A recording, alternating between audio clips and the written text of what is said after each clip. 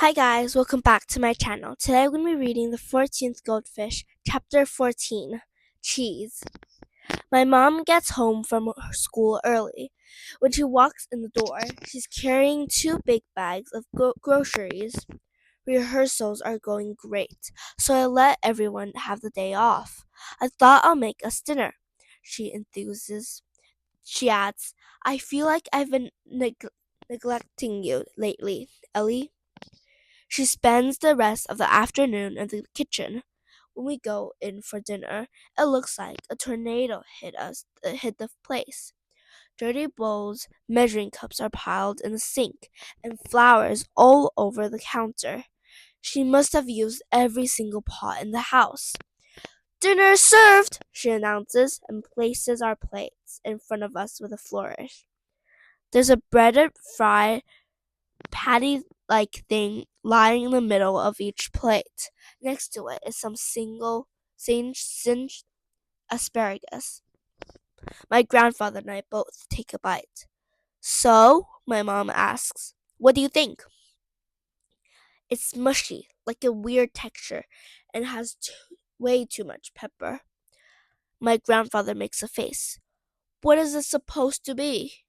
Fried eggplant, she says. His answer is decisive. Nope, don't like it. She looks at me. Do you like it? I shake my head. Her shoulders sag in defeat. The eggplant goes in the trash and we order Chinese. My grandfather and I are in the kitchen the next day after school. He's complaining about my mother's cooking. If she had paid as much attention to chemistry as she did to this theater nonsense, she'll be a good cook, he says. He exaggerates the word theater so that it sounds like theater. Chemistry? What does that have to do with anything? He looks at me. Cooking is science. It is? It has always seemed so arty to me. It's all basic chemistry, he says. In fact, science has its fingerprints all over the kitchen. He opens the refrigerator and takes out a block of cheese, waves it. Louis Pasteur discovered a way to kill bacteria in drinks. Pasteurization, or heating at temperatures, it was practically a miracle at the time. That's why we can drink milk and eat cheese without getting sick. I'll have no idea that cheese was a miracle. I like to cook, I tell him. Of course you do, he says, as if it's perfectly obvious. You take after me. Maybe I do take after him. He claps his hands. Let's make dinner. What should we make? I ask. Most of my recipes are breakfast oriented. He looks in the refrigerator and then goes to the green wooden recipe box on the windowsill above the sink. The recipe box belonged to my grandmother. Sometimes, when my grandmother's had a bad day, she'll pull out the little cards and read them. She says she likes to look at her mother's handwriting.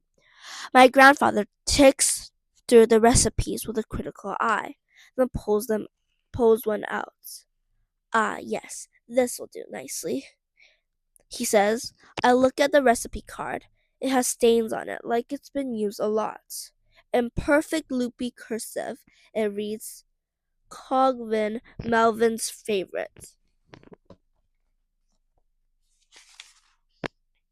He adds, and it's French, like Louis Pasteur. The only French food I have ever eaten is French fries, I confess. You can't go wrong with French food, he assures me. It's the best cuisine in the world. We settle in at the kitchen counter, working side by side. He's a tidy cook.